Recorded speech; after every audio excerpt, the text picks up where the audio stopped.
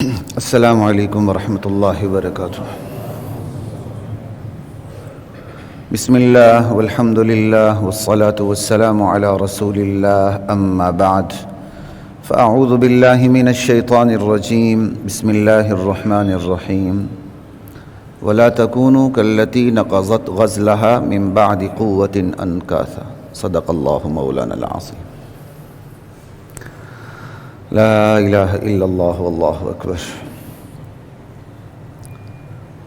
اللہ ذوالجلال کا لاکھ لاکھ شکر ہے، بے حد و حساب شکر ہے، جس نے ہمیں رمضان جیسی نعمت سے نوازا، اور اس رمضان میں روزے رکھنے، تراویح پڑھنے، دیگر عبادات بجا لانے کی اللہ نے مجھے آپ کو، امت کی ایک بہت بڑی خوش قسمت تعداد کو یہ موقع فراہم کیا، اور اس امت نے اس سے استفادہ کیا، اس موقع سے فائدہ اٹھایا۔ جنہوں نے رمضان کے روزے نہیں رکھے ان کا رمضان بھی گزر گیا، جنہوں نے رکھے ان کا بھی گزر گیا۔ ہم جیسے لوگ جن کی ٹوٹی پھوٹی عبادات ادھر ادھر ٹکریں مارتے رہے، ان کا بھی رمضان گزر گیا، اور جنہوں نے واقعی اللہ کی عبادت کی ان کا بھی گزر گیا۔ آج کی اس نشست میں جو تھوڑی سی بات میں نے حضرات محترم آپ کے ساتھ کرنی ہے، وہ یہ ہے کہ اب رمضان کے بعد ہماری زندگی کیسی ہو۔ آج کا یہ موضوع ہے بس کہ رمضان کے بعد ہماری زندگی کیسی ہو۔ اس سوال کا جواب سوال ہی میں ہے کہ رمضان میں زندگی کیسی ہو، اور رمضان میں زندگی کیسی تھی۔ اس کیسی ہو اور کیسی تھی کے درمیان کیسی ہوگی کا جواب ہے۔ اس وقت ہماری زندگی کیسی ہونی چاہیے بلکہ کیسی ہوگی، اس کا جواب انہی دو سوالوں کے درمیان ہے کہ رمضان میں زندگی کیسی ہو اور کیسی تھی۔ بس ان دونوں کے درمیان اس سوال کا جواب ہے۔ سوال کا جواب خود دو سوالات کے اندر پوشیدہ ہے، کیونکہ رمضان تو تربیت کا مہینہ ہے۔ رمضان تو تربیت کا مہینہ ہے۔ تربیت کے دوران جو سہولتیں حاصل ہوتی ہیں وہ بعد میں حاصل نہیں ہوتی۔ بندہ سہولتوں کے درمیان فائدہ نہ اٹھائے تو وہ بعد میں کیسے فائدہ اٹھائے گا؟ اٹھا سکتا ہے لیکن اٹھانا مشکل ہو جاتا ہے اس کے لیے۔ لا الہ الا اللہ واللہ اکبر۔ تو یہ جو دو سوالات ہیں، رمضان میں زندگی کیسی ہو اور رمضان میں زندگی کیسی تھی، تو ہم کیسی تھی پہ بات نہیں کریں گے کیونکہ اس میں ہمارا نقصان ہے۔ تو اس میں تو ہم بے نقاب ہو جاتے ہیں، ہم بے پردہ ہو جاتے ہیں۔ کیسی تھی، سمجھائی بات کی؟ تو اس پہ میں بات نہیں کروں گا کہ رمضان میں ہماری زندگی کیسی تھی۔ لا الہ الا اللہ۔ کیونکہ ہر انسان کی زندگی مختلف ہے، تو اس پہ کیسے بات ہو سکتی کہ رمضان میں زندگی کیسی تھی؟ مجموعی طور پر کچھ تبصرہ ہو سکتا ہے، بندہ کمنٹ پاس کر سکتا ہے، احساس دلانے کے لیے کچھ چیزیں سامنے رکھ سکتا ہے، لیکن ہر فرد بشر کی زندگی دوسرے سے مختلف ہے، تو کیسی تھی اس پر تو بات میں نہیں کر سکتا۔ اور دوسری وجہ اس کی یہ ہے، رمضان میں میری آپ کی ایک ایک بشر کی، ایک ایک فرد مسلم کی، معاشرے کی زندگی کیسی تھی، یہ اس بندے کو پتہ ہے، اس معاشرے کو پتہ ہے، یا اس سے بہتر اللہ کو پتہ۔ تو وہ بتانے کی ضرورت کیا ہے؟ بندے نے کیا کیا کیا نہیں کیا پتہ۔ اور تیسری بات یہ ہے، کیسی تھی پر جو بات نہیں ہوگی اس لیے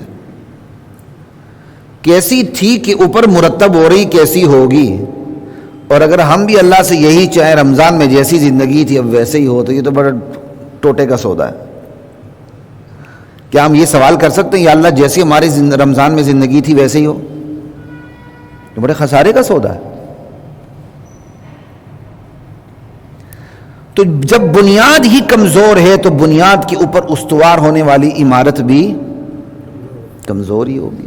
اللہ سے مانگ سکتے ہیں، لیکن رمضان میں زندگی کیسی تھی پر انحصار کرنا یہ بہرحال درست نہیں ہے۔ اثرات ضرور پڑیں گے. رمضان میں زندگی کیسی تھی؟ ہر وہ بندہ جو تھوڑی بہت بھی ایمان کی رمق رکھتا ہے بہرحال اس کا رمضان دیگر مہینوں سے اچھا ہوتا ہے، لیکن اس پر انحصار درست نہیں ہے، اس پر اترانا درست نہیں ہے، اور اس کو اپنی زندگی کی بنیاد بنا کے سینہ تان کے سامنے آنا، یا اللہ میں نے جیسا رمضان گزارا نا باقی میرے 11 مہینے بھی ایسے ہوں. بڑا آ گیا تو نتھو خان. نہ بھائی، ہاں اللہ سے فریاد کر سکتے ہیں، لیکن اس پر انحصار کر کے اپنی زندگی کو معیار بنا کے پیش کرنا یہ درست نہیں. بلکہ معیار ہمیں کس کو بنانا چاہیے؟ رمضان میں زندگی کیسی ہونی چاہیے، ہم اس کو معیار بنا کے بات کریں گے، اس پر رکھ کے بات کریں گے کہ اب زندگی کیسی ہو. اللہ سے بھی یہی درخواست کریں گے، یا اللہ ہمارے ماضی کو نہ دیکھ کہ ہماری رمضان میں کیسی تھی زندگی، اس پر ہماری آج کی زندگی مرتب ہو. نہیں، رمضان میں ہماری زندگی کیسی ہونی چاہیے تھی، یا اللہ اس پر ہماری آئندہ کی عمارت تعمیر کر دے. تو اللہ کے لیے مشکل کیا ہے؟ اللہ تو قانون ساز ہے. اللہ حرام کو حلال کر دے، حلال کو حرام کر دے. زندگی کیسی ہونی چاہیے تھی ہم نے عمل نہیں کیا، لیکن اللہ کو قدرت حاصل ہے کہ کیسی ہونی چاہیے تھی اسی کو بنیاد بنا کر یہ زندگی ہماری مرتب ہو جائے. ہم نے ٹوٹی پھوٹی عبادت کی، اللہ اس ٹوٹی پھوٹی عبادت کا ثواب اعلیٰ مرتبے میں عطا کر دے، تو پھر کیسی ہونی چاہیے؟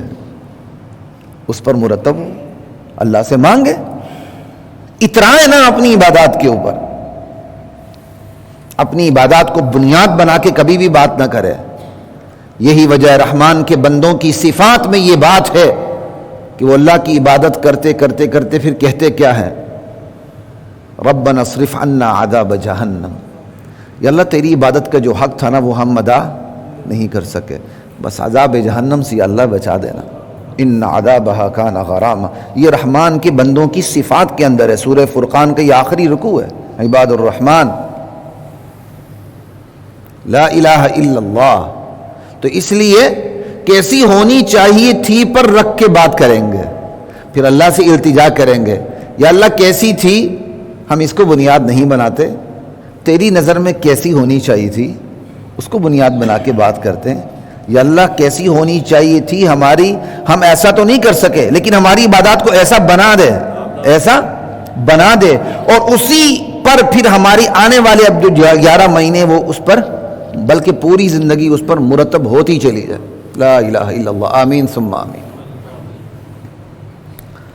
اب جب ہم اس پر رکھ کے بات کریں گے کہ رمضان میں زندگی کیسی ہونی چاہیے تھی، تو پھر بہرحال تھوڑا سا تذکرہ کرنا پڑے گا کہ رمضان میں زندگی ہماری کیسی ہونی چاہیے تھی.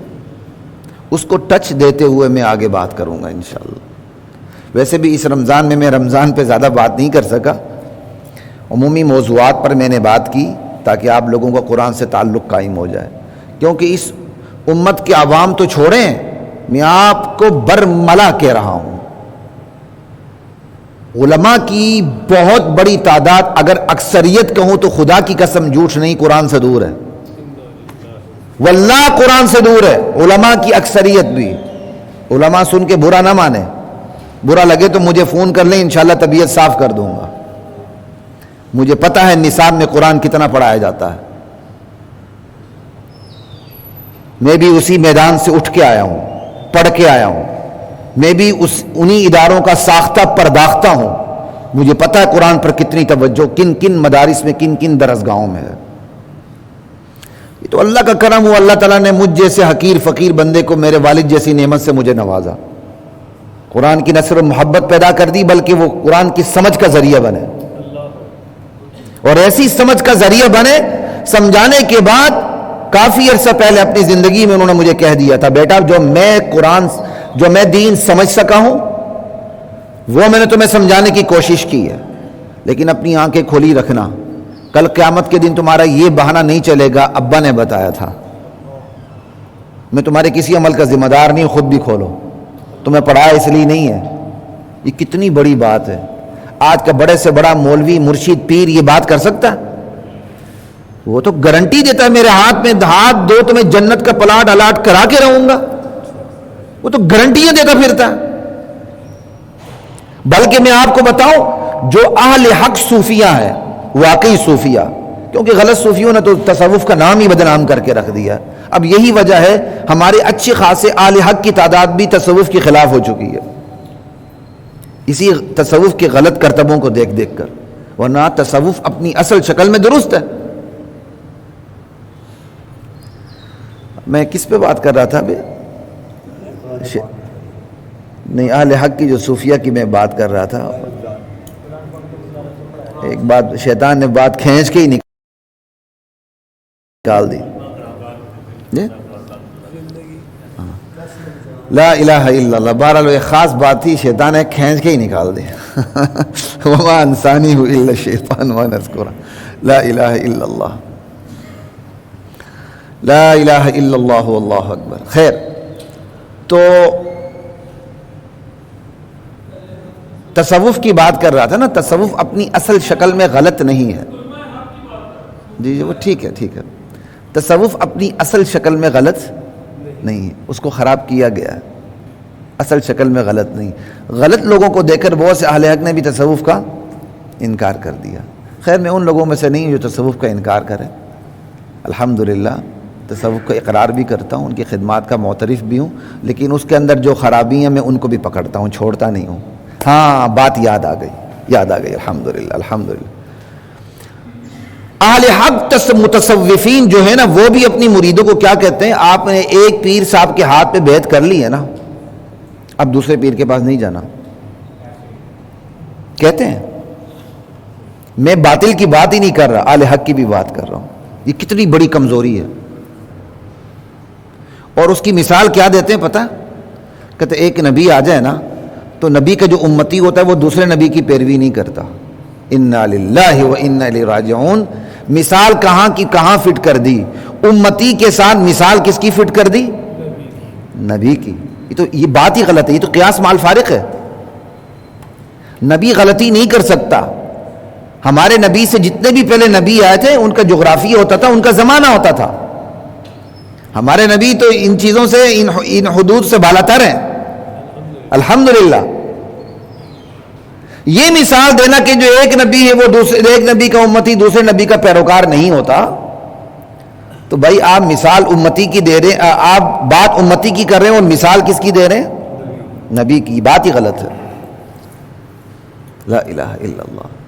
تو میں آپ کو یہ بات بتاؤں، یعنی علماء کی اکثریت بھی، میں آپ کو سیدھی صاف برملا کہہ رہا ہوں، قرآن سے دور ہے، قرآن سے دور ہے۔ اور اس کی سب سے بڑی نشانی علماء کے لیے کہہ رہا ہوں، مدارس پہ دیکھیں قرآن پڑھانے والا استاد کس لیول کا ہوتا ہے، حدیث پڑھانے والا استاد کس لیول کا ہوتا ہے، شیخ الحدیث کا کیا درجہ اور شیخ القرآن کا کیا درجہ، بات پتہ صاف واضح ہو جائے گا، اس پہ زیادہ میں بات نہیں کروں گا۔ لا الہ الا اللہ، حالانکہ سب سے اٹل چیز قرآن کریم، لا الہ الا اللہ واللہ اکبر۔ خیر، میں بات کر رہا تھا کہ رمضان کیسی ہونی چاہیے، تھوڑی سی ہم رمضان میں جو ہیں اس کو ہم ذکر کر لیں کہ رمضان میں ہماری زندگی کیسی ہونی چاہیے تھی، اس کو ٹچ دیتے ہوئے میں انشاءاللہ آگے چلتا ہوں۔ لا الہ الا اللہ۔ رمضان میں سہولیات کو دیکھ لیں، اللہ کی طرف سے کون کون سی سہولیات تھی۔ حدیث کا نچوڑ پیش کر رہا ہوں، حدیث بیان نہیں کروں گا کیونکہ وقت کم ہے۔ اللہ تعالیٰ جیسے ہی رمضان آتا ہے بندے کے دل میں نیکی کا شوق پیدا کر دیتے ہیں۔ ایک گناہ کی نفرت اس کے دل میں ڈال دیتے ہیں، وہ گناہ جو بے جھجک کرتا تھا رمضان سے پہلے، اب اس کا تصور بھی آ جائے تو کانپنے لگتا ہے، جھجکتا ہے۔ گناہ کی نفرت اس کے دل میں ڈال دیتے ہیں۔ دو، سرکش شیاطین پر گرفت اللہ قائم کر دیتے ہیں، سرکش شیاطین کو اللہ پکڑ لیتے ہیں۔ یہ نفس شیطان ہے، یہ تو آزاد ہی نا، ورنہ تو امتحان ہی ختم ہو جائے گا۔ پھر چوتھی سہولت، اعمال کا بڑا ہوا اجر، ایک نفل فرض کے برابر اور ایک فرض 70 فرضوں کے برابر۔ کہاں سے کہاں بات چلی جاتی ہے، یعنی اعمال کا بڑا ہوا اجر۔ یہ 4 بڑی سہولیات ہیں جو رمضان میں حاصل ہیں۔ لیکن جو رمضان میں جس درجے میں حاصل تھی اس درجے میں آج ہمیں حاصل اس درجے میں نہیں ہے. اگرچہ جس درجے میں حاصل تھی اور جس درجے میں ہم نے اس سے استفادہ کیا اس کے اثرات اب پڑیں گے ہی پڑیں گے انشاءاللہ. لیکن جو یہ چاروں چیزیں ہیں، نیکی کا شوق، بدی سے بدکنا، سرکش شیاطین پر اللہ کی گرفت اور اعمال کا بڑا ہوا اجر، یہ چاروں جو رمضان میں جس درجے میں حاصل تھیں یہ سہولیات اس درجے میں ابھی حاصل نہیں ہیں. نہ ہونے کے باوجود ہم اللہ سے سوال تو کر سکتے ہیں نا، کہ نہیں کر سکتے؟ اس وقت بھی سوال تو کر سکتے ہیں. یہ ہے رمضان کے بعد زندگی کیسی ہو. یا اللہ ہمارے دل میں نیکی کا شوق پیدا کر دے، نیکی کے مواقع ہمیں نصیب فرما. یا اللہ بدی کی نفرت ہمارے دل میں ڈال دے. یا اللہ بدی کے مواقع ہمیں نہ دے، کیونکہ ہمارا ایمان بہت کمزور ہے. ہم اس وقت تک ولی اللہ ہوتے ہیں جب تک ہمیں بدی کا موقع، اور جب ہمیں بدی کا موقع مل جائے تو ہم سے بڑا کوئی شیطان نہیں ہوتا. اگر رشوت کا موقع ملے ہم سے بڑا شیطان نہیں، زنا کا موقع ملے خلوت میں تنہائی میں ہم سے بڑا کوئی شیطان نہیں. یا اللہ ہمیں گناہ کا موقع ہی نہ دے. سوال تو کر سکتے ہیں نا، کتنی بڑی بات ہے. تو رمضان میں کیسی زندگی ہونی چاہیے، اس پر یہ زندگی مرتب ہے. تو رمضان میں کیسی تھی اس کو دیکھیں، اسی بٹن کو آن کرنا شروع کر دیں، انہی چیزوں پہ ہاتھ رکھیں. اللہ سے مانگے یا اللہ نیکی کا شوق عطا فرما، نیکی کے مواقع نصیب فرما، بدی کی نفرت دل میں ڈال دے. یا اللہ بدی کی اپرچونٹیز سے مجھے اور پوری امت کو بچا کے رکھ، کیونکہ ہم بڑے کمزور ہیں. یا اللہ سرکش شیاطین کا ہاتھ ہم پر اتنا نہ چلے کہ ہم اس کے سامنے لیٹ ہی جائیں. ہر بندے کے ساتھ اللہ تعالیٰ نے شیطان لگا کے رکھا ہوا ہے جو اسے بدی کی ترغیب دیتا ہے، اور ساتھ جو فرشتہ ہوتا ہے وہ نیکی کی ترغیب دیتا ہے. فرشتے اچھی بات ڈالتے ہیں، شیطان وسوسے ڈالتا ہے. نبیوں کے ساتھ بھی شیطان ہوتا ہے، امام الانبیاء کے ساتھ بھی تھا. اور نبی علیہ السلام کی ایمان کا لیول یہ تھا کہ وہ اس سے مغلوب ہو کے مسلمان ہو چکا. اللہ اکبر. یہ تو بشر کا امتحان ہے. بشر جبریل امین نہیں ہوتا، بشر فرشتہ نہیں ہوتا، ورنہ بشر کا کمال ہی ختم ہے. امام الانبیاء ہوتے ہوئے، نبی ہوتے ہوئے اسے گناہ پہ قدرت ہوتی ہے.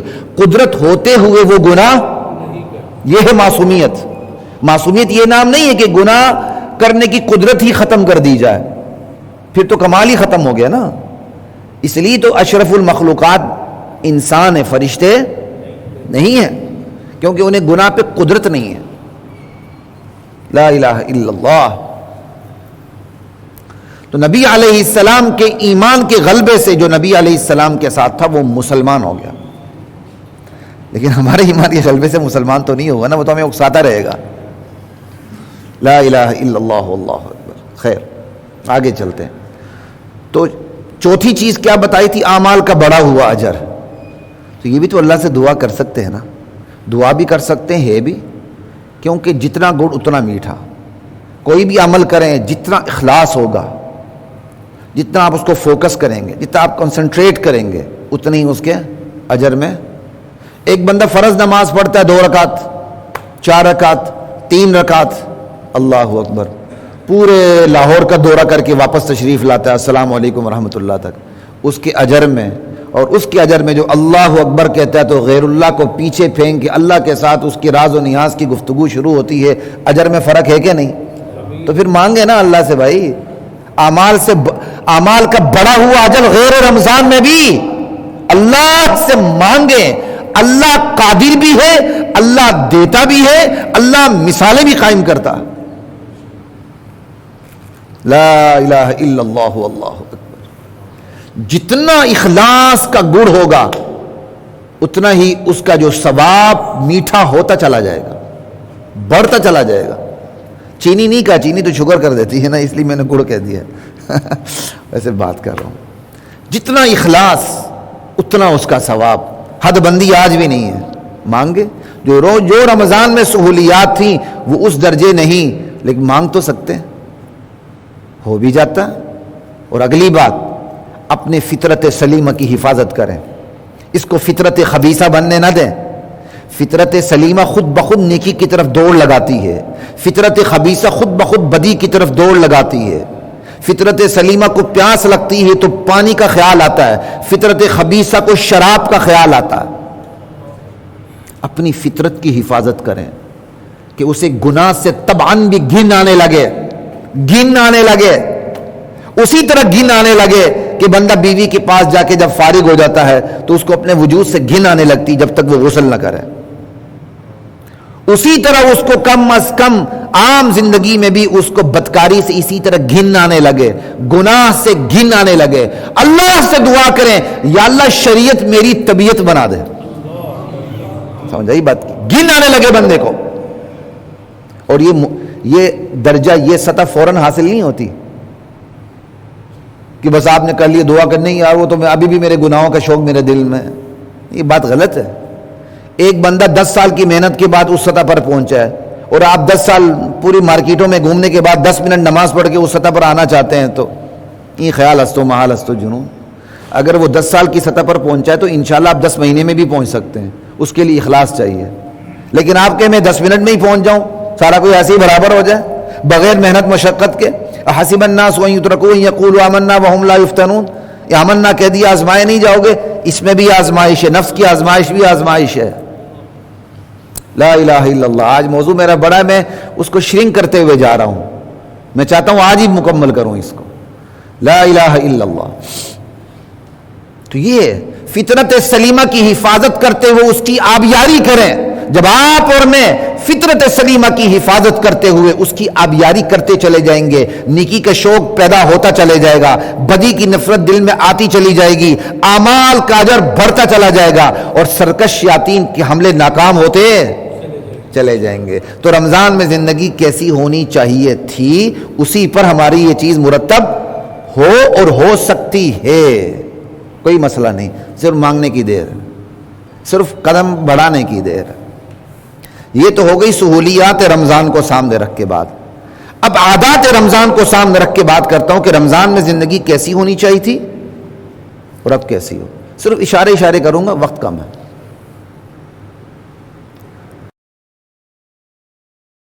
رمضان میں روزے رکھتے ہیں ان کو صبر کی عادت پڑ جاتی ہے کہ نہیں؟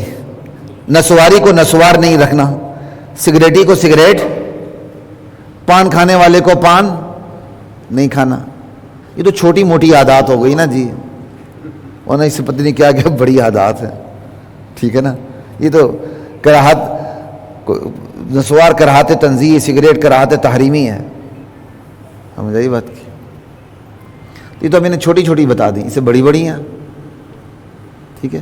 تو ہم جن چیزوں سے صبر کر لیتے ہیں، جو گناہ کرتے ہیں وہ رمضان میں ہم کرتے ہی نہیں ہیں۔ تو رمضان میں صبر کی عادت ہے، اللہ سے صبر مانگیں۔ صبر یہ نہیں ہوتا مصیبت میں آپ نے صرف صبر کیا، صبر علی الطاعہ بھی ہے، نیکی پر جم جانا، صبر عن المعصیہ بھی ہے، گناہ سے ہٹ کے زندگی گزارنا، صبر علی المصیبہ بھی ہے، مصیبت آ جائے تو اس پر جزا فضا نہ کرنا، اللہ تعالیٰ سے ہمت مانگنا، اللہ نصیب فرما، اللہ مصیبت سے اول بچائے، آزمائش آ جائے تو اللہ پورا اترنے کی توفیق عطا فرما۔ تو یہ ہے صبر۔ رمضان میں صبر کی عادت تھی، اب صبر مانگے اللہ سے، یا اللہ نیکیوں پر جما دے، یا اللہ گناہوں سے بچا کے رکھ، نفس کی خواہشات کا غلبہ ہمارے اوپر نہ ہو، مانگے۔ رمضان میں غمخواری کی عادت تھی، ہم دیکھتے ہیں یار جو 11 مہینے نہیں دیکھتا وہ بھی رمضان میں دیکھ لیتا ہے، یار میرا فلاں رشتہ دار غریب ہے، بھوکھا ہے، میرا ہمسایہ بھوکھا ہے، اچھا یار مسجد کے باہر کچھ لوگ آئے ہوئے ہیں، چلو میں ان کو بھی تھوڑا بہت دے دوں۔ لیکن ہماری ایک بہت بڑی تعداد، اللہ معاف کرے، یا ریاکاری کرتی ہے یا عمل ریاکارانہ ہوتا ہے، چاہے ان کی نیت ریاکارانہ نہ ہو، عمل ریاکارانہ ہوتا ہے۔ سیٹھ صاحب ہے جی، ان کے گھر پہ لگی ہوئی ہے، 1 ہفتے تک لائن لگی ہوئی ہے، پوری کالونی دیکھ رہی ہے سیٹھ صاحب کی، آج ہر رمضان کو اس دن اس کے سیٹھ صاحب کے گھر پر لگی ہوتی ہے، صبح سے شام تک لائن لگی ہوئی ہے۔ میں نیت پہ حملہ نہیں کر رہا، عمل ریاکارانہ نہیں ہونا چاہیے۔ آپ صدقہ دے رہے ہیں، توہین کر رہے ہیں، آپ کو پتہ ہی ہے، تو اپنے اپنے گھر میں بلائیں، بٹھائیں, باہر کوئی بھی نہ ہو, طریقے سے بلائیں, دیں, فارغ ہو جائیں. یہ کیا صاحب بیٹھا ہوا اندر, سب کو کیا ہوا دودھ میں کھڑا, تھوڑا تھوڑا ہاتھ میں دے رہا ہے, 100 روپے پنجو ہاتھ میں دے رہا ہے, فارغ کر رہا ہے, اور اس سے زیادہ اس کی مشہوری ہو رہی ہے. میں نیت پہ حملہ نہیں کر رہا, لیکن عمل ریاکارانہ کے ہے یا اس کے قریب قریب, اسی سرحدات کے قریب قریب گھوم رہا ہے. یہ نہیں ہونا چاہیے. آپ کو صدقہ کیا کہا گیا, آپ کو تحقیر کا نہیں کہا گیا کہ آپ اگلے کی تحقیر کریں. یہ نہیں کہا گیا کہ آپ غریب کا تماشا لگائیں اور اس کا اشتہار لگا دیں, ہاں فلاں مجھ سے مانگنے آیا تھا, فلاں غریب رشتہ دار مجھ سے مانگنے آیا تھا, میں اس کی عمر بھر مدد کرتا رہا ہوں. انا للہ و انا الیہ راجعون. اس پر موقع نہیں بات کرنے کا, آگے جاتا ہوں. غمخواری, یہ غمخواری ابھی بھی ہے, یہ غمخواری ابھی بھی ہے. ڈھونڈنے قریب ترین رشتہ داروں کو جو غریب ہیں. کیا پتا آپ کی رشتہ داری بڑی قریب کی ہے, لیکن وہ غریب ہونے کی وجہ سے اب دور ہیں. اب آپ کا سٹیٹس چونکہ بہت اونچا ہو چکا ہے وہ آپ کا خونی رشتہ دار, لیکن اب وہ دور ہو چکا ہے, کیونکہ اس کے پسینے کی بو آپ کو آتی ہے 1 میل دور سے ہی, اگرچہ 10 سال پہلے آپ اسی پسینے کے اندر شرابور تھے, لیکن آپ اپنی حیثیت بھول چکے ہیں. لا الہ الا اللہ. محمود و ایاز, محمود غزنوی کو ایاز کیوں اچھا لگتا تھا؟ وزیر شکوہ کرتے تھے نا, محمود غزنوی نے پورا ایک ڈرامہ سٹیج کر کے بتا دیا تھا نا, ڈرامہ تو خیر نہیں کہیں گے, پوری ایک واقعہ سٹیج کر کے بتا دیا تھا کہ میں ایاز سے محبت اس لیے کرتا ہوں. ایاز اپنی اوقات نہیں بولا. میرے ٹیچر تھے, میں ان سے 9th میں فزکس پڑھتا رہا, وہ UT کے پروفیسر تھے, اب ریٹائرڈ ہو گئے. تو وہ ایک ہم محلے میں تھے, تو انہوں نے مجھے, گٹر کی نالیاں بہہ رہی تھیں, ایک چھوٹا سا کمرہ تھا, تو انہوں نے مجھے اس دور میں دکھایا تھا, وہ جگہ دکھائی تھی. ایک دن کہنے لگے کہ خلیق بیٹا یہ وہ جگہ ہے جو میں یہاں رہ کر گیا ہوں.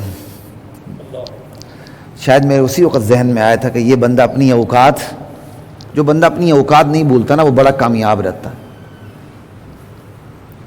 ہم تو اپنی اوقات بھول جاتے ہیں, ہمیں تو اپنے غریب اشار کے پسینے سے گھن آنے لگتی ہے. کچے پہن کے باہر گٹر صاف کر کر کے, کتے نہلانے لا کے, پیسے اکٹھے کر کے, DHA میں کوٹھیاں بنا کے, اب جناب علی پورا نقاب چڑھاتے ہیں. بڑی لاہور میں پولوشن ہے, نقاب تو خیر اب ہمارے چہرے پر بھی آ گیا کووڈ کی وجہ سے, لیکن ایسے لوگوں کی کمی نہیں ہے. کتے نہلاتے ہیں, کچے پہن کے گٹر صاف کرتے ہیں دن رات. یورپ میں, پاکستان میں آتے ہیں تو ان کو پولوشن نظر آتی. پاکستان میں بڑی پولوشن ہے, ان کا بس چلے تو دستانے پہن کر ملکہ زبد کی طرح ہاتھ میں لائیں. اوقات بندے کو نہیں بھولنی چاہیے اپنی. بندہ اپنی اوقات یاد کرتا رہے, اپنی غریبی یاد کرتا رہے, اپنے مشکل وقت یاد کرتا رہے, مشکلات میں ساتھ دینے والوں کو بھی یاد کرتا رہے. پھر بندہ ناشکرا نہیں ہوتا, پھر پاجامے سے باہر نہیں نکلتا بندہ. یہاں اگلے کو منصب مل جائے, اس کی ہنسی بدل جاتی ہے, اس کے تعلقات بدل جاتے ہیں, اس کے گرد و پیش کا حلقہ بدل جاتا ہے. جس حلقے کے اندر اس سے پوری زندگی گزاری, اب اس کو اس حلقے سے نفرت ہونے لگتی ہے. انا للہ و انا الیہ راجعون. رمضان کے بعد بھی بڑا موقع ہے ان چیزوں پہ سوچنے کا. یہ ہے رمضان کے بعد زندگی کیسی ہو. غمخواری کریں, تلاش کریں غریب رشتہ داروں کو. لا الہ الا اللہ واللہ اکبر, ان کو دیں. غریب ہمسایوں کو, ان پر خرچ کریں. اور ایک عجیب چیز ہے, رزق خرچ کرنے سے بڑھتا ہے, خرچ نہ کرنے سے گھٹتا ہے, اور اس پر عذاب ہوتا ہے. گاؤں میں کنویں ہوتے ہیں نا,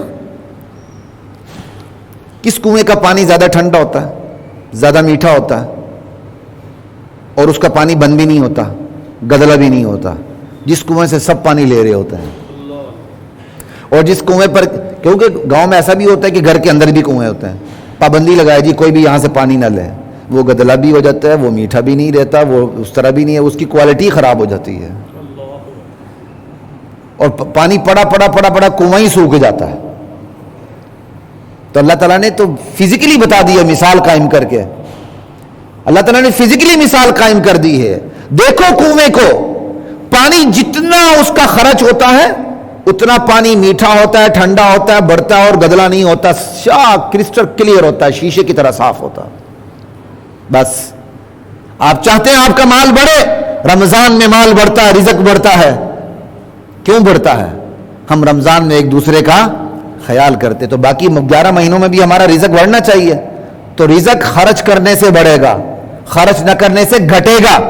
خرچ کرنے کے لیے قریب ترین غریب رشتہ دار کو ڈھونڈیں، پھر عام مساکین کو ڈھونڈیں، پھر جہاں جہاں اقامت دین کی کوششیں ہو رہی ہیں اللہ کے دین کو غلبہ دینے کے لیے، وہ سب سے زیادہ اس بات کے حقدار ہے کہ ان پر خرچ کیا جائے. ان کو بھیک نہ دیں، ان کا شکر ادا کریں. ہم اقامت دین کا کام نہیں کر رہے، آپ کر رہے ہیں. ہم دیں گے تو انشاءاللہ جہنم سے بچ جائیں گے، کیونکہ ہمارے لوگوں میں تو حوصلہ ہی نہیں ہے دین کا کام کرنے کا. دنیا کے لیے بڑے سے بڑا رسک لے لیں گے، دنیا کے لیے بڑے سے بڑا رسک لے لیں گے. جب دین کی بات آئے گی 2 ٹکے دے کے سر نہیں مولوی صاحب یہ تو آپ ہی کا کام ہے، آپ قربانی دیں مال کی چلو ہم نے دے دی، جان کی آپ دے دیں. دیکھو نا کتنا بڑا مال دیے، یہ چھوٹی سی جان آپ ہی دے دیں. بڑا اتنا بڑا مال ہم نے دے دیا، چھوٹی سی جان آپ ہی دے دیں. جہاں ذرا بات آگے پیچھے ہٹ جاتے ہیں. پتہ چل گیا مولوی صاحب گرفتار ہونے لگا ہے، اریسٹ ہونے لگا ہے، ادھر ہونے لگا ہے. خوب انویسٹیگیشن کرتے ہیں کہ یار 1 ٹکا مولوی صاحب کی فاؤنڈیشن کو دینے کے بعد کہیں ہم پکڑے تو نہیں جائیں گے. لا الہ الا اللہ. اتقوا فراست المؤمن فانہ ینظر بنور اللہ. بندہ مومن اللہ کی دی ہوئی فراست اور وزڈم سے چیزوں کو دیکھتا ہے، اس سے ڈرو. لا الہ الا اللہ. خیر آج یہ موضوع پورا ہونے والا نہیں، میں نے تو کھینچنے کی کوشش کی. انشاءاللہ آئندہ موضوع بھی اسی پہ چلے گا اللہ تعالیٰ نے چاہا تو. خیر چلتا ہوں آگے. تو بات یہ ہے کہ ہم دیکھیں رمضان میں ہمارا رزق بڑھتا ہے تو اب آج کیسے بڑھے گا؟ خرچ کرنے سے بڑھے گا. حقوق العباد کو بھی دیکھیں، خرچ کریں. حقوق اللہ کو بھی دیکھیں، خرچ کریں. احسان کرنے سے پڑے گا. احسان کا مطلب اردو کا احسان نہیں، عربی کا احسان. اپنا حق چھوڑنے سے حق بڑھ جاتا ہے، حق سے زیادہ دینے سے حق رزق بڑھ جاتا ہے. اپنا حق چھوڑنے سے حق رزق بڑھ جاتا. لا الہ الا اللہ. اللہ. میرے والد صاحب کے عزیز تھے، وہ بھی فوت ہو گئے. کہتے ہیں نا شریک، یہ شریک کا لفظ پنجابی لفظ میں بڑا معنی خیز ہے. شریک ہوتے ہیں نا، تو وہ کوئی کھیت کی دیوار کا مسئلہ تھا. اب وہ تو یہاں ہوتے تھے، تو جب بھتیجوں نے تعمیر کرنی پیچھے دیوار، تو ایک شریک نہ کہ اس کو رات کے اندھیرے میں کہ ذرا دڑام سے گرا دے، نہیں چلے جانا، دڑام سے گرا دے، نہیں چلے جانا. اب وہ ایک دفعہ تیار بھی ہو گئے کہ میں 2 ہاتھ کرتا ہوں جا کے اس بندے کے ساتھ، تیری ایسی کی تیسی. ماشاءاللہ میرے والد صاحب بڑے مضبوط تھے، جتنے جسم کے مضبوط تھے دل کے بھی اتنے ہی مضبوط تھے. اب رات کو درس حدیث دے کے جانا تھا. حدیث پڑھا، اپنا حق جو اللہ کے لیے چھوڑتا ہے اللہ اس کو یہ اجر دیتے ہیں، یہ اجر دیتے ہیں. دوست گاڑی لے کر تیار تھے کہ بھائی ہم جا کے اسٹیشن پہ چھوڑ دیں گے. درس ختم ہوا، دوست نے کہا جی آپ نے جانا ہے؟ کہا نہیں جانا. کہ وہ آپ کہتے جانا ہے؟ کہتا حدیث نہیں سنا جو اللہ کے لیے اپنا حق چھوڑتا ہے اللہ اس کو یہ دیتے ہیں. اپنے بھتیجوں کو فون کر دیا. وہ بھائی جیسے کہتا ہے، وہ سگے بھائی بھی نہیں تھے، کزن تھے. وہ جیسے کہتے ہیں ویسے کر دو. انہوں نے جیسے کہا ویسے دیوار تعمیر ہو، ویسے. اور اللہ بخشے والد صاحب کو، میں کھڑا تھا، ہم دوبارہ گئے تو ہم میں اسی کھیت پہ کھڑا تھا، مجھے آج بھی یاد ہے، میں بچہ تھا. تو میرے والد صاحب نے اس شریک کو کہا، اللہ ان کو بھی بخشے، اللہ ان کے گناہ معاف فرمائے، کہا بھائی جان اتنی سی جگہ سے آپ لکھپتی نہیں ہوئے، میں ککھپتی نہیں ہوا. وہ آگے سے کہنے کہ نہیں آپ ہی کی جگہ، آپ ہی کی جگہ، آپ ہی کی جگہ. ابو نے کہا نہیں بس کوئی بات نہیں، اتنی سی جگہ چھوڑنے سے میں ککھپتی نہیں ہوا، آپ لکھپتی نہیں ہوا. یہ مجھے اس وقت کی یاد، میں بچہ تھا. لا الہ الا اللہ. پھر اس کے بعد بھی ایک موقع آیا نشاندہی کا، تو انہی کے بیٹے بار بار اصرار کر رہے تھے جی کچھ نشاندہی کا نہیں، یہ کریں وہ کریں. تو اس وقت میں بھی روٹین میں سفر حضر میں ابو کے ساتھ ہوتا تھا. ابو نے پھر مجھے کہہ دیا بھائی جاؤ اپنے اس بھائی کے ساتھ، ہم ڈلو کہتے ہیں اپنی زبان میں، داغا ہم ڈلو کہتے ہیں، کہتے جہاں یہ رکھ دے وہیں کر دو جا کے. تو میں نے کہا میں نے آپ کو رکھ دیں یہاں. کہتے نہیں اب وہ شرمائے، عمر میں بھی مجھ سے بڑے وہ. کہتے نہیں آپ رکھیں. میں کہا میرے والد صاحب نے فرمان جاری کر دیا ہے جہاں آپ رکھیں گے وہیں ہو. نہیں آپ رکھیں. میں نے کہا نہیں آپ ہی رکھیں. اس نے جہاں رکھا وہی دیوار بنائی. اور میں اس کی برکت بتاؤں کیا ہے؟ اللہ تعالیٰ نے میرے والد صاحب کی اولاد میں برکت عطا فرمائی، سب اللہ کے دین کے وارث ہیں الحمدللہ۔ اللہ نے دنیا میں بھی کمی نہیں کی، دین میں بھی کمی نہیں کی، اور اگلی نسلوں میں بھی کمی نہیں کی، آگے جو نسلیں ان میں بھی کمی نہیں ہو رہی ہے۔ باقی ان کے ساتھ بیچاروں کے ساتھ کیا ہو رہا ہے وہ بتانے کی بات نہیں ہے۔ ہمیشہ یاد رکھیں آپ کے وبال پڑتے ہیں آنے والی نسلوں پر، جرائم کے اثرات پڑتے ہیں، اور آپ کی جو قربانی ہے ان کے اثرات بھی پڑتے ہی پڑتے ہیں، یاد رکھیے گا۔ تو غمخواری کریں، آپ چاہتے ہیں، میں بھی چاہتا ہوں، ہر بندہ چاہتا ہے رزق بڑھے، رزق خرچ کرنے سے بڑھے گا، روکنے سے نہیں بڑھے گا۔ تو یہ کام کریں، یہ رمضان کے بعد بھی یہ کام ہے، جو رمضان میں کام کرتے رہے ان کو فوکس کریں۔ لا الہ الا اللہ، رمضان میں سرکاری دفاتر میں بھی ایسے ہی ہوتا ہے، اوقات شرنک ہو جاتے ہیں، اوقات کم ہو جاتے ہیں، یا رمضان کا مہینہ سہولت دے دی جائے، اوقات کار کم ہو جاتے ہیں۔ کیا مطلب؟ کہ ماتحتوں سے کام کم لیا جاتا ہے، بس اس کو سامنے رکھ کر اپنے ماتحتوں کے ساتھ آج بھی صحیح سلوک کریں، انہیں جانور نہ بنائیں، انہیں جانور یہ نہ بنائیں 2 ٹکے آپ ان کے ہاتھ میں دیتے ہیں، آپ ان کو جانوروں کی طرح کام لیں، ان کو انسان سمجھیں۔ کھانا کھاتے ہیں کھٹے تو اپنے ساتھ بٹھا کے دسترخوان پہ کھانا کھلائیں۔ آپ کا ڈرائیور ہے، یہ نہیں کہ آپ الگ کھائیں، اس کو الگ کھا سکتے ہیں، کھلا سکتے ہیں، کوئی گناہ نہیں ہے کہ آپ اس کو الگ دیں، لیکن جب آپ اپنے ساتھ بٹھا کے کھانا کھلائیں گے نا، انشاءاللہ کبھی وقت آئے تو وہ آپ کی جان سے پہلے اپنی جان دینے کے لیے تیار ہوگا آپ کے لیے، ورنہ وہ آپ کے پسینے پر بھی آگے نہیں بڑھے گا، کیونکہ وہ تو 3000 کے ملازم رکھے آپ نے، کیوں آپ پہ جان دے؟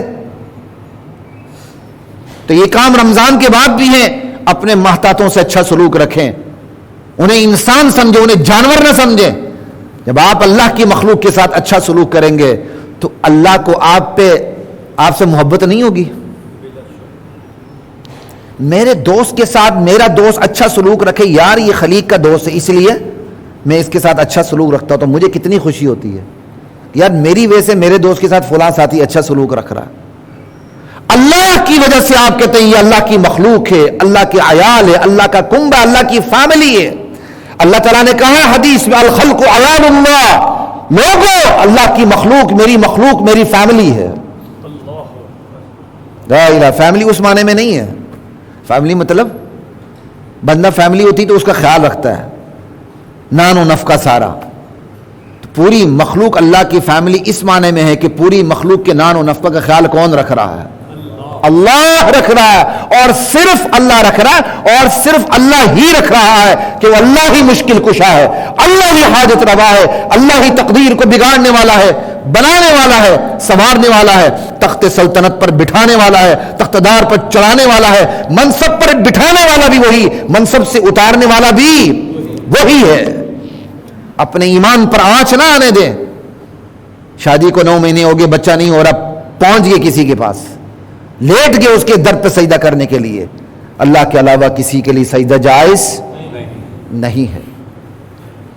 لا الہ الا اللہ واللہ اکبر۔ تو یہ دیکھیں آپ رمضان میں زندگی کیسی گزرنی چاہیے۔ یہ میں نے عادات کے حوالے سے بتائی کہ رمضان میں ہماری عادات صبر کی ہوتی ہے، ابھی صبر ہونا چاہیے، غمخواری کی ہوتی ہے، ابھی غمخواری ہونی چاہیے، ٹھیک ہے۔ لا الہ الا اللہ واللہ اکبر۔ ماتحتوں پر ہم کام ہلکا کر دیتے ہیں تو ابھی بھی ان کو انسان ہی سمجھیں۔ رمضان میں ہمارا رزق ایک دوسروں کی وجہ سے بڑھ جاتا ہے، اللہ بڑھا دیتے ہیں، تو آج بھی اسی کا خیال رکھیں۔ میں نے ایک جگہ کہیں بیان کیا، شاید اسی بیان کے اثر سے میرے ایک ساتھی تھے، انہوں نے بڑی عید کے موقع پر ساتھ والے ہمسایوں کو عید کا گوشت بھیج دیا۔ یہ میں عام محلوں کی بات نہیں کر رہا ہوں، آج عام محلوں میں آج بھی انسانیت ہے۔ یہ جو گیٹڈ سوسائٹیاں آ گئی ہیں نا، ان کی میں مخالف نہیں ہوں، یہ بھی ضرورتیں ہیں، لیکن ان کی قباحتوں میں سے ایک قباحت یہ ہے، یہاں ایک بہت بڑی تعداد وہ رہتی، وہ سمجھتی کہ ہمارا قارون کی طرح یہ معیشت ہمارا حق تھا۔ اس بیچارے نے کیا کیا، سادگی میں کیا، سنت میں قربان عید، بقرہ عید، اس نے جا کے گوشت اپنے ہمسایوں کو دیا، انہوں نے لینے سے انکار کر دیا، واپس لے جاؤ، ہمیں ضرورت نہیں ہے، واپس لے جاؤ، ہمیں ضرورت، انا للہ و انا الیہ راجعون۔ یہ قربانی کا کوئی لینا دینا کیا ہے؟ سنت نبوی ہے۔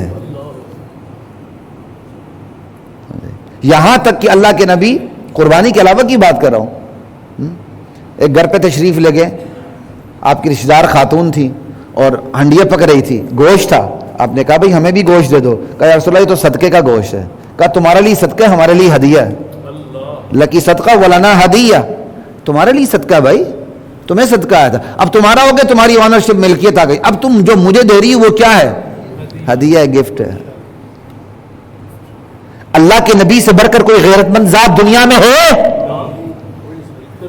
ان کی زندگی دیکھیں اور ہم جانوروں کی زندگی دیکھیں. انشاءاللہ یہ موضوع چلتا رہے گا. وآخر دعوانا الحمدللہ.